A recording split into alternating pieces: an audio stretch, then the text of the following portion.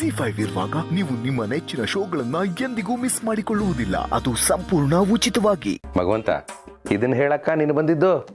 ಯಾಕೆ ಭಗವಂತ ಹಿಂಗ್ ಹೊಟ್ಟೆ ಉರಿಸ್ತ್ಯಾ? ನನ್ನ ಮನ್ಸು ಎರಡೆರಡು ತರ ಹೇಳ್ತಾ ಇದೆ, ಏನು ಅಂತ ಗೊತ್ತಾಗ್ತಾ ಇಲ್ಲ, ಕನ್ಫ್ಯೂಷನ್ ಆಗ್ತಾ ಇದೆ. ಸಹಾಯ ಮಾಡಬಾರ್ದಾ?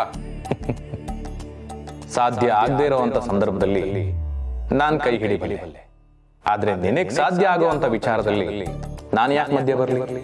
ಅಯ್ಯೋ ಭಗವಂತ, ದುಡ್ಡು ಮುಖ್ಯನಾ ಅಥವಾ ಅನ್ಯಾಯ ಆದವ್ರಿಗೆ ನ್ಯಾಯ ಕೊಡ್ಸೋದು ಮುಖ್ಯನಾ ಅಂತ ನನಗೆ ಗೊತ್ತಾಗ್ತಾ ಇಲ್ಲ. ದಯವಿಟ್ಟು ಹೇಳು. ಶಿವಪ್ರಸಾದ್, ಚಿಕ್ಕ ಮಗು ಕೂಡ ನಿನ್ ಸಮಸ್ಯೆಗೆ ಪರಿಹಾರ ಕೊಡುತ್ತೆ, ಆದ್ರೆ ನಿನಗೆ ಯಾಕೆ ಆಗ್ತಿಲ್ಲ? ನಾನ್ ಚಿಕ್ಕ ಮಗು ಅಲ್ವಲ್ಲ, ಅದಕ್ಕೆ ನನ್ನಿಂದ ಆಗಲ್ಲ. ಭಗವಂತ, ಚಿಕ್ಕ ಮಕ್ಳ ಹತ್ರ ಯಾರು ಸಾಲ ತೀರಿಸಿ ಬಡ್ಡಿ ಕೊಡಿ ಅಂತ ಕೇಳಲ್ಲ. ಅದಕ್ಕೆ ಮನೆ ನಡೆಸಬೇಕು, ಮಕ್ಕಳು ಫೀಸ್ ಕಟ್ಟಬೇಕು ಅನ್ನೋ ಜವಾಬ್ದಾರಿ ಇರಲ್ಲ. ಆದ್ರೆ ನನಗಿದೆ, ಅದಕ್ಕೆ ನನಗೆ ಕಷ್ಟ ಆಗ್ತಿರೋದು. ಭಗವಂತ, ಆಕ್ಚುಲ್ ವಿಷಯ ಹೇಳ. ಹೇಳು.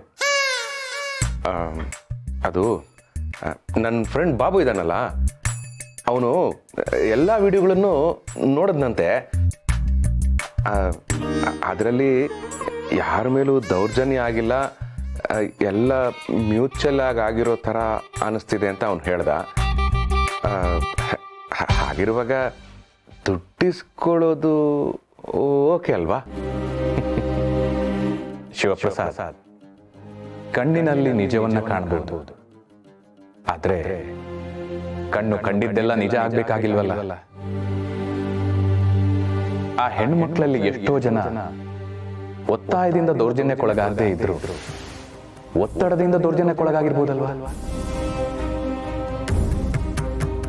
ಹೆಣ್ಣು ಸೃಷ್ಟಿಯ ಮೂಲ.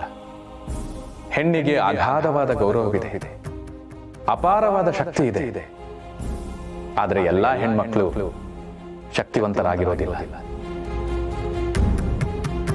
ಶಕ್ತಿವಂತ ಹೆಣ್ಮಕ್ಳು ನೀತಿಯನ್ನ, ನಿಯಮವನ್ನ, ರೀತಿಯನ್ನ, ಚೌಕಟ್ಟನ್ನ ದಾಟಿ ಮುಂದುವರೆದಿರ್ತಾರೆ. ಆದ್ರೆ ಅಸಹಾಯಕ ಹೆಣ್ಮಕ್ಳು ಇಂದಿಗೂ ಹಣ, ಅಧಿಕಾರ, ಅಹಂಕಾರದ ಬೆಂಕಿಗೆ ತುತ್ತಾಗ್ತಿದ್ದಾರೆ. ನಿಜ ಭಗವಂತ. ನಮ್ಮ ಫ್ರೆಂಡ್ ಒಬ್ರು ಆರೂರು ಜಗದೀಶ್ ಅಂತ, ಅವ್ರು ಹೇಳ್ತಾ ಇದ್ರು, ಖಾರಕ್ಕೂ ಅಹಂಕಾರಕ್ಕೂ ಇರೋ ವ್ಯತ್ಯಾಸ ಏನಪ್ಪಾ ಅಂದ್ರೆ, ಖಾರ ತಿಂದಾಗ ನಾವೇ ನೀರು ಕುಡಿತೀವಿ, ಅಹಂಕಾರಕ್ಕೆ ಕಾಲಾನೇ ನೀರು ಕುಡಿಸುತ್ತೆ ಅಂತ. ಓಹ್, ಹಾಗಾದ್ರೆ ಈಗ ನೀನೇ ನೀರು ಕುಡಿತೀಯೋ ಅಥವಾ ಕಾಲ ಕುಡಿಸೋ ತನಕ ಕಾಯ್ತೀಯೋ? ಅಯ್ಯೋ ಭಗವಂತ, ಯಾಕೆ ಹೀಗೆ ಹೆದರಿಸ್ತೀಯ? ಒಟ್ನಲ್ಲಿ ನೀನಿಷ್ಟು ಹೇಳಿದ್ ಕೇಳಿದ್ಮೇಲೆ ನನಗೊಂದು ಅರಿವಾಯ್ತು. ನಾನು ಕಷ್ಟದಲ್ಲಿ ಬೇಯ್ತೀನೋ ಅಥವಾ ಕಷ್ಟಪಟ್ಟು ದುಡಿತೀನೋ ಗೊತ್ತಿಲ್ಲ, ಆದ್ರೆ ನನ್ನಿಂದ ಒಬ್ರಿಗೆ ಅನ್ಯಾಯ ಆಗೋದಕ್ಕೆ ನಾನು ಬಿಡಲ್ಲ. ಅಥವಾ ನನ್ನ ಕಣ್ಮುಂದೆ ಅನ್ಯಾಯ ಆಗ್ತಾ ಇದ್ರೆ ನೋಡ್ಕೊಂಡು ಸುಮ್ಮನೆ ಇರಲ್ಲ. ಆ ಡೀಲಿಂಗ್ ರಾಜ್ ಮಾಡಿರೋ ತಪ್ಪಿಗೆ ನಾನೇ ಶಿಕ್ಷೆ ಕೊಡಿಸ್ತೀನಿ. ಆ ಹೆಣ್ಣು ಶೋರ್ ನಿಂತ್ಕೊಂಡು ಪೆನ್ ಡ್ರೈವ್ ಬಗ್ಗೆ ಎಂತ ಯೋಚನೆ ಮಾಡ್ರಿ? ನ್ಯಾಯವಾಗಿ ಏನು ಮಾಡಬೇಕೋ ಅದನ್ನೇ ಮಾಡಬೇಕು ಅಂತ ಡಿಸೈಡ್ ಮಾಡಿದೆ. ಅಂದರೆ ಪೆನ್ ಡ್ರೈವನ್ನ ಪೊಲೀಸ್ ಸ್ಟೇಷನ್ಗೆ ಹ್ಯಾಂಡ್ ಓವರ್ ಮಾಡೋದಂದಲ್ಲಿ ಡಿಸೈಡ್ ಮಾಡಿಬಿಟ್ರೆ? ಇಲ್ಲಿ ಕಾಣಿ ಶಿವ ಅವರೇ, ಜೀವನದಲ್ಲಿ ಲಾಟ್ರಿ ದಿವಸ ಹೊಡೋದಿಲ್ಲ, ಅಂಥದ್ರಲ್ಲಿ ನಿಮಗೆ ಬಂಪರ್ ಲಾಟ್ರಿ ಹೊಡೆದಿತ್ತು. 2 ಕೋಟಿ ಸಂಪಾದನೆ ಮಾಡೋದು ಎಷ್ಟು ಕಷ್ಟ ಅಂದೇಳಿ ಗೊತ್ತಿತ್ತ ನಿಮಗೆ? ನ್ಯಾಯವಾಗಿ ದುಡಿತೆ ಅಂದ್ರೂ 20 ರೂಪಾಯಿ ಸಂಪಾದನೆ ಮಾಡೋಕ್ಕಾಗ್ತಿಲ್ಲ, ಅಂಥದ್ರಲ್ಲಿ 2 ಕೋಟಿ. ಯೋಚನೆ ಮಾಡಿ ಮರ್ರೆ.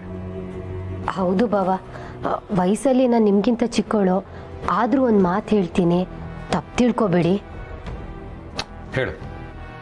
ಬಾವ, ನನ್ನ ಪ್ರಕಾರ ಪ್ರೀತಿ ಅಂದರೆ ಬರೀ ಪ್ರೀತಿನ ಕೊಡೋದಷ್ಟೇ ಅಲ್ಲ, ಕಟ್ಕೊಂಡಿರೋ ಜೀವಕ್ಕೆ ಕಂಫರ್ಟ್ ಕೊಡೋದು, ಆ ಜೀವ ಕೇಳೋ ಆಸೆನ ಈಡೇರಿಸೋದು, ಆ ಜೀವದಲ್ಲಿ ಹುಟ್ಟೋ ಕನಸುಗಳನ್ನು ಅರ್ಥ ಮಾಡಿಕೊಂಡು ಅದ್ರ ಪ್ರಕಾರ ನಡ್ಕೊಳ್ಳೋದು.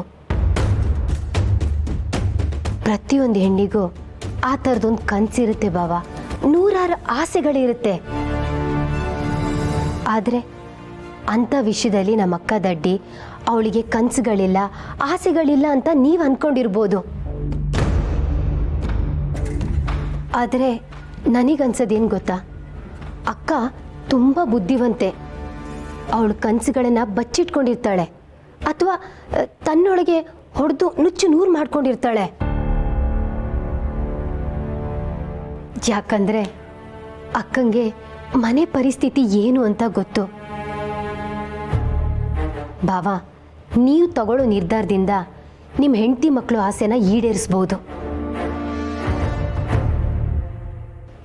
ಯೋಚನೆ ಮಾಡಿ, 2 ಕೋಟಿಯಿಂದ ಮನೆಯವ್ರ ಆಸೆನ ಈಡೇರಿಸಿ ಮುಂದೆ ನಿಮ್ಮ ಕನಸುಗಳನ್ನು ನನಸು ಮಾಡ್ಬೋದು. ದುಡ್ಡಿಗೆ ಆ ಶಕ್ತಿ ಇದೆ. ಶಿವು, ಅವತ್ತು ನೀನು ಬೆಳಗ್ಗೆ ಬೇಗ ಎದ್ದು ಹೋಗಿದ್ದಿದ್ರೆ ಒಳಚರಂಡಿ ಮಂಡಳಿ ಕೆಲಸ ಸಿಕ್ತಿತ್ತು ಅಂತ ಆಗಾಗ ನೀನು ಬೈತಿದ್ದೆ. ಅದು ತಪ್ಪಲ್ಲ. ನೋಡು, ಪ್ರೈವೇಟ್ ಕಂಪ್ನಿಲಿ ಲಕ್ಷ ಲಕ್ಷ ಸಂಬಳ ಕೊಟ್ಟರು ಸಹಿತ ಕೆಲಸ ಗ್ಯಾರಂಟಿ ಇರಲ್ಲ. ಅದೇ ಸರ್ಕಾರಿ ನೌಕರಿಲಿ 10,000 ಬರಲಿ, ನೆಮ್ಮದಿಯಾಗಿರ್ಬೋದು. ನೋಡು ಶಿವು, ನೀನು ಉದ್ಧಾರ ಆದರೆ ನನಗೇನೋ ಸಿಗತ್ತೆ ಅಂತಲ್ಲ, ಒಟ್ಟಿನಲ್ಲಿ ನೀವೆಲ್ಲ ಖುಷಿಯಾಗಿದ್ದರೆ ಅದೇ ನನ್ನ ನೆಮ್ಮದಿ ಕಣಪ್ಪ. ನೋಡು ಶಿವು, ದೇವರು ನಿನಗೆ 2ನೇ ಅವಕಾಶ ಕೊಟ್ಟಿದ್ದಾನೆ. ಯೋಚನೆ ಮಾಡಿದ್ರೆ ಕೆಟ್ಟೋಗ್ತೀಯ. ಕೆಲವೊಂದನ್ನು ಯೋಚನೆ ಮಾಡದೆ ನಿರ್ಧಾರ ತಗೋಬೇಕಪ್ಪ. ಮನೆಗೆ ಬರ್ತಾರೋ ಲಕ್ಷ್ಮಿನ ಬೇಡ ಅನ್ಬೇಡಪ್ಪ. ರೀ, ಇಷ್ಟು ದಿನ ನಾನು ನಿಮ್ಮ ಹತ್ರ ಏನೂ ಕೇಳಿರಲಿಲ್ಲ. ಕೇಳಿದ್ರೆ ನಿಮಗೆ ಬೇಜಾರಾಗುತ್ತೆ ಅಂತ ನನಗೆ ಗೊತ್ತಿತ್ತು. ಆದರೆ ನಾನು ಇವತ್ತೊಂದು ಮಾತು ಹೇಳ್ತೀನಿ, ನೀವಿಲ್ಲ ಅಂತ ಹೇಳಬಾರ್ದು.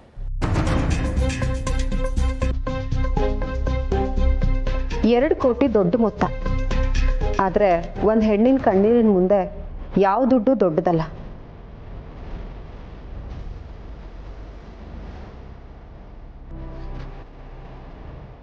ಅನಿಸ್ಬೋದು ಯಾರೋ ಅವಳಿಗೆ ಬಲವಂತ ಮಾಡಿರಲ್ಲ ಅಂತ. ಆದರೆ ತನ್ನ ಮನೆಯವ್ರಿಗೇನಾಗುತ್ತೋ, ತನ್ನ ಕೆಲಸಕ್ಕೇನಾಗುತ್ತೋ, ತನಗೇನಾಗುತ್ತೋ ಅನ್ನೋ ಭಯಕ್ಕೆ ಅದು ಎಷ್ಟು ಕಷ್ಟಪಟ್ಟು ಇದಕ್ಕೆ ಒಪ್ಕೊಂಡಿರ್ತಾಳೆ ಅನ್ನೋದು ಅವಳಿಗೆ ಮಾತ್ರ ಗೊತ್ತಿರುತ್ತೆ.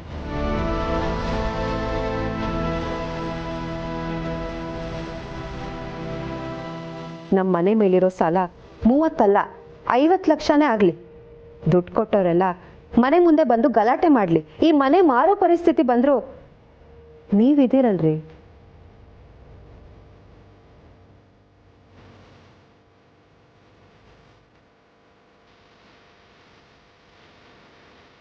ನೋಡಿ, ಪ್ರಾಮಾಣಿಕವಾಗಿ ದುಡಿಯೋ ಗಂಡಸಿಗೆ ಆ ಭಗವಂತ ಯಾವುದಾದ್ರೂ ಒಂದು ದಾರಿ ತೋರಿಸ್ತಾನೆ.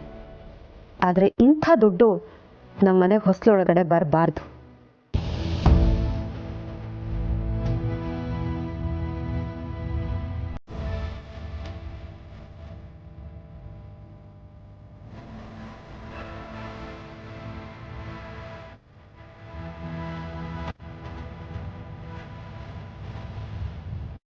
ZEE5 ಆಪ್ ಡೌನ್ಲೋಡ್ ಮಾಡಿ ಎಲ್ಲಾ ಸಂಚಿಕೆಗಳನ್ನು ಸಂಪೂರ್ಣ ಉಚಿತವಾಗಿ ನೋಡಿ.